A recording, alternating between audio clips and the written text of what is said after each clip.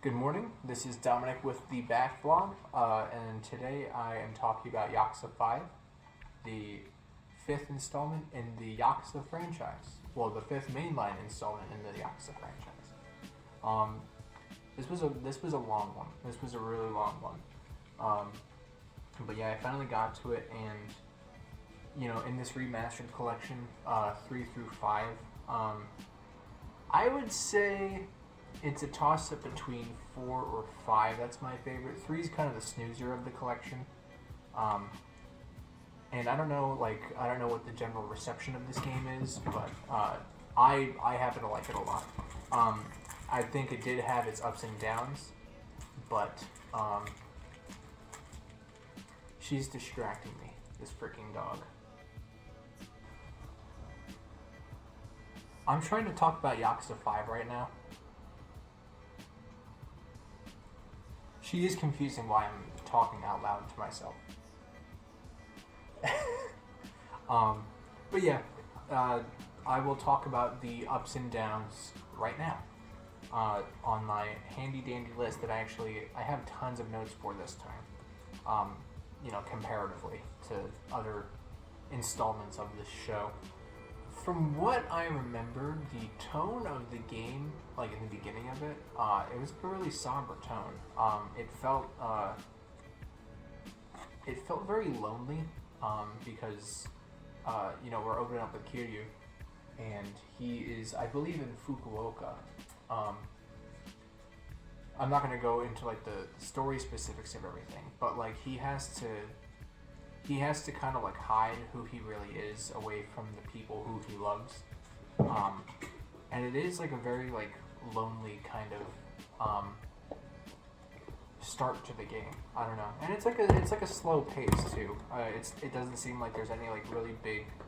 I mean, with the exception of like the opening cutscene and everything, it doesn't seem like there's any like really big conflict going on. So it just kind of feels like the calm before the storm. A very somber calm or a very somber storm. That being said, I really love the taxi minigame that's in this section. Kiryu is a taxi driver in the beginning of the game, for reasons I will not go into. But it seems that because there are 5 playable. Yeah, there are 5 playable characters in this game. And each one of them has like a mini game that's like tied to each one that kind of they're optional mini games, but I think it does help increase your progression of your character. With Kiryu's mini game, he's a taxi driver, and there's kind of like a part A and a part B of this mini game. But the part A of this minigame is like, because you're a taxi driver, you have to like take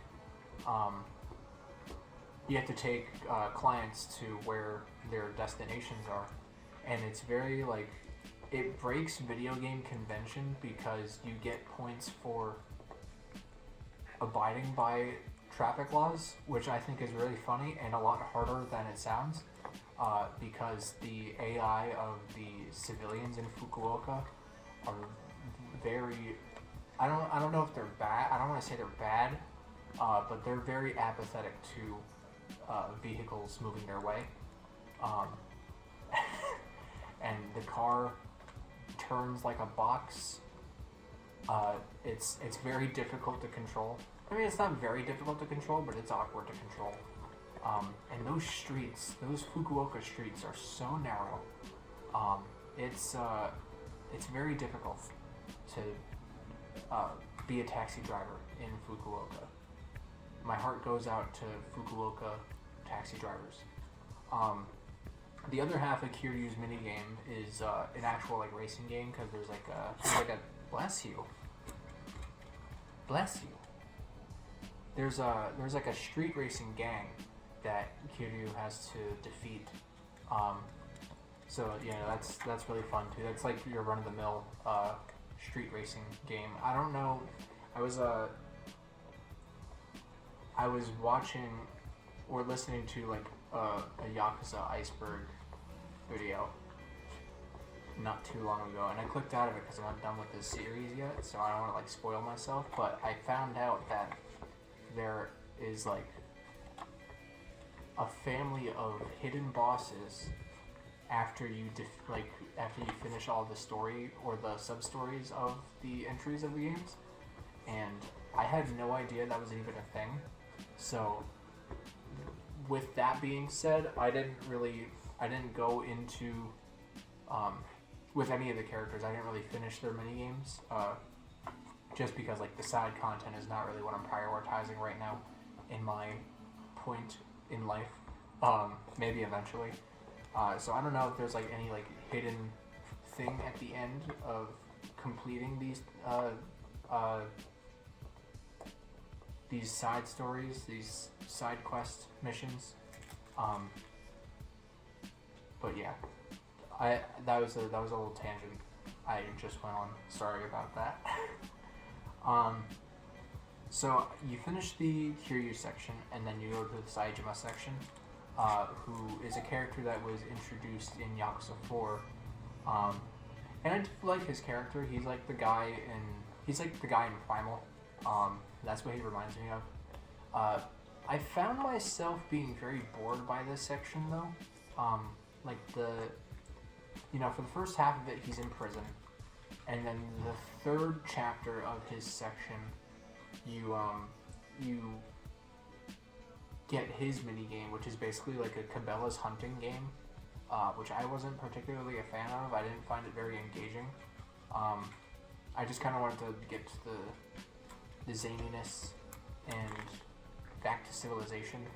I'm sure it works for some people, but it doesn't necessarily work for me. I wasn't a big fan of, because like they kind of when he's in prison, they kind of have to. I think the developers realize that being in prison and not having anything to do is not engaging enough. So there are these points in the prison sections of the game where your cellmate is like telling you a story, and you're kind of like in this like imaginary world just so that you can walk around in a city, because the developers know that that's what you want to do. In this section, and I guess whenever you actually get to the city, I'm not sure what city he ends up going to, because each character also has like a different city tied to their character before they all end up at Kamurocho at the end. But Saejima's karaoke is very funny. I think I enjoy it more than Kiryu's just because of his stature, his physical being. I think it's funnier to see him sing Bakamitai. That's a classic, and Saejima singing it is very underrated. Now we go on to the third section, which is a combination of Haruka and Akiyama, and because like their story is kind of like intertwined. And Haruka's section is like a rhythm dance game, and I never really got into that genre before, the dance games. I like the karaoke sections or the mini games of the Yakuza games. But I'll tell you what, I've been sleeping on this genre.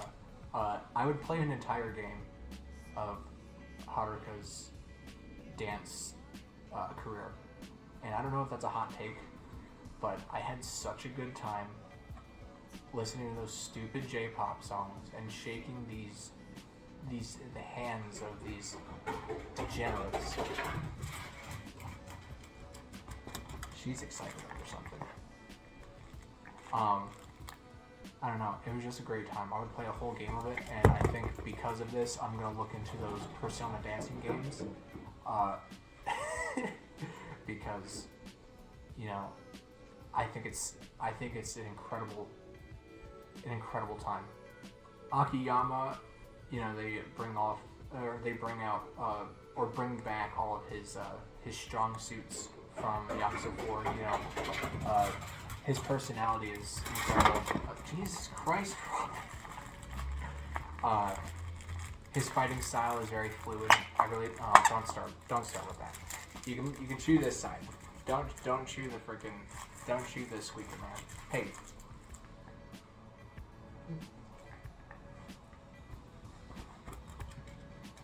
I don't really have much to say about Akiyama's part of the story without getting into spoiler territory, and I don't like getting into spoiler territory with these videos because I think you should experience the narrative firsthand. No squeaker. So then we get to Sanada. I don't remember his first name, but he's kind of like he's kind of a degenerate too, a little bit. He's like an ex-baseball player turned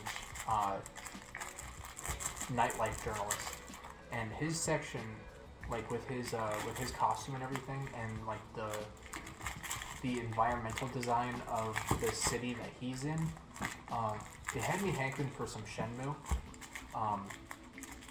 Like I don't know, like his fighting style and everything, it just reminded me of classic Shenmue. And I was like, this seems like it's like directly ripped from it. I'm so sorry about this. I am so sorry about this. Yeah, I still haven't finished Shenmue 2, so I'll talk about Shenmue 2 at some point on this channel. Yeah, I don't want to. I think that's about it for my thoughts on his section 2. You know, just I had a hankering for Shenmue despite the torture section. I was fighting enemies in this game, and I swear to God, because like I guess that's something I can talk about. Like I like the combat progression. I like the orbs system. I think it's really neat. And it doesn't seem like it doesn't seem overbearing or overloading you with information like Yakuza 3 did. I did not like the progression system in Yakuza 3. So during fights, you can get like tons of experience during fights in this game because it seemed like there were more enemies than usual in a standard random encounter. Like, you know, usually it's like 3 to 5 people, but like these random encounters are like getting up to 7 and 10, and I swear to God, at some point I saw like some of your opponents like calling for backup and bringing more people in. I don't know if I like saw that incorrectly or not, but yeah, the random encounters in this game are really like amped up a little bit. Like they definitely they kind of extend the time of those too. But, you know, they make it fun, unlike Yakuza 3, where, you know, Yakuza 3, the enemies just block you, and they're basically just, you're fighting a brick wall. You can't do anything about it. Yeah, no, I really like the combat system in 5.